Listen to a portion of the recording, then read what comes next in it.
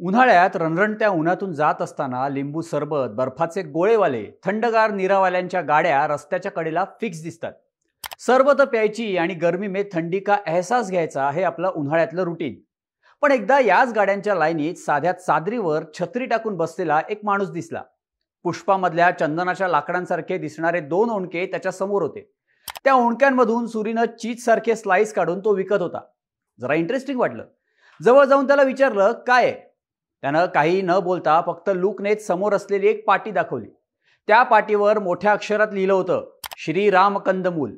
पुढे त्यानं असंही सांगितलं की प्रभू श्रीरामांनी हेच कंदमूळ खाऊन वनवासात 14 वर्ष काढली होती. काके देखो साहब, बहुत ठंडा है और सेहत के लिए अच्छा होता है. प्रोडक्टचं मार्केटिंगही करून घेतलं. आता कंदमुळं वगैरे आपल्याला काही आवडत नाही, पण तरीही त्यानं टेस्ट तो करो एकदम मीठा है म्हणत एक स्लाइस माझ्या हातात ठेवला. मीही मिठाई घ्यायच्या आधी जशी टेस्ट करतो तसंच रामकंद टेस्ट केलं तर ते मिठाईसारखंच गोड लागलं आणि त्यानं केलेल्या मार्केटिंग प्रमाणे थंडही. फक्त जंगलात मिळणारं कंदमूळ आहे असं सांगून त्यानं 2 स्लाइस 15 रुपयाला विकत दिले. आजूबाजूलाही कार्यकर्ते घासाघीस करत होते. सगळ्यांच्या डोक्यात एकच गोष्ट होती, हे रामकंद कुठं मिळतं. खरंच श्रीरामांनी हे खाल्लं असेल का. मग म्हणलं आपणच शोधावं. रामकंद कुठून आलं, त्याचा रामायणाशी संबंध काय आहे, त्याचे फायदे आणि तोटे काय, हेच सांगणारा हा व्हिडिओ. नमस्कार, मी शार्दूल आणि तुम्ही बघताय बोल भिडू. प्रभू श्रीराम, माता सीता यांनी आपल्या 14 वर्षांच्या वनवासातला सगळ्यात जास्त 11.5 वर्षांचा काळ मध्य प्रदेशातल्या चित्रकूट परिसरात घालवला अशी पुराणात नोंद आहे. वनवासात फळं, कंदमुळं हेच त्यांचं प्रमुख अन्न होतं असंही सांगितलं जातं. त्यापैकीच रामकंद हे कंदमूळ आजही मध्य प्रदेश, छत्तीसगड आणि महाराष्ट्रातल्या जंगलात सापडतं असा दावा केला जातो. पण रामकंदाचा आकार आणि उंचीमुळे कंदमूळ इतकं मोठं कसं असू शकतं असा प्रश्न काही वनस्पती शास्त्रज्ञांना पडला. 2011 मध्ये कोल्हापुरातल्या शिवाजी विद्यापीठाकडून रामकंदावर संशोधन करण्यात आलं. या संशोधनात रामकंदाबद्दलच्या अनेक गोष्टी समोर आल्या. रामकंदाची 2 सॅम्पल्स घेऊन शास्त्रज्ञांनी त्याचं स्ट्रक्चर तपासलं. वनस्पतीच्या तुकड्यांची DNA चाचणी करून तिची वैशिष्ट्य शोधण्यात आली. तेव्हा रामकंद ही एकदल वनस्पती असल्याचं त्यांच्या लक्षात आलं. अगावे सिसालाना आणि अगावे अमेरिकाना अशा रामकंदाच्या 2 प्रजाती शास्त्रज्ञांना आढळल्या. अगावे सिसालाना ही प्रजाती भारतात मोठ्या प्रमाणावर आढळून येते, तर अगावे अमेरिकाना ही अमेरिका खंड किंवा वेस्ट इंडिज मधून भारतात आली असल्याचं लक्षात आलं.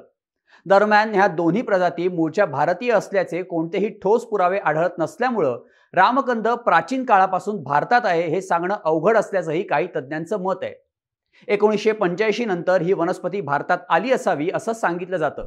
पण बेन प्रश्न राहिलाच की रामकंद ही वनस्पती, फळ की खरंच कंदमूळ. याच संशोधनात याचंही उत्तर मिळालं. बाजारात विकलं जातं ते कंदमूळ नाहीये, ते एका वनस्पतीचं खोड आहे. नाव थोडं अवघड आहे, पण अगावे सिसालाना प्रजातीच्या या वनस्पतीचं खोड 2 ते 3 फूट उंच वाढतं, ज्याला मराठीत केकताड किंवा घायपात अशी नावं असल्याचं सांगण्यात येतं. या वनस्पतीच्या खोडाच्या बाजूला जाडसर उंच काटेरी पानं असतात. रामकंद विकणारे विक्रेते हे खोड तळातून उपटून काढतात, त्याच्यावरची सगळी पानं काढतात, मग त्याच्यावर मारतात रंधा. ते सगळ्या बाजूंनी तासून गुळगुळीत करतात. एवढं सगळं केल्यावर खोडाचा शेप आणि रंग दोन्ही खराब होतो, पण यांच्याकडे त्याचाही पर्याय असतो. हे विक्रेते खोड आकर्षक आणि खायला चांगलं दिसण्यासाठी बाजूने काव मातीचा लालसर भगवा रंग लावतात. रंगाचं झालं, पण खोड गोड कसं लागणार, चवीचं काय. मग या खोडाला चांगली चव यावी म्हणून वरच्या बाजूने साखरेचं पाणी त्यात मुरवतात किंवा बाजूनं सॅक्रिन लावतात.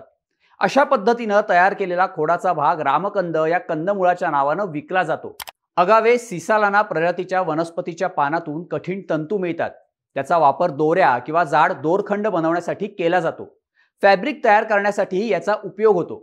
महाराष्ट्रात कोल्हापुरातल्या ज्योतिबा डोंगर उतारावर तसंच गणेशवाडी, गंगानगर परिसरात या वनस्पतींची लागवड वनविभागानं केली असल्याचं सांगितलं जातं.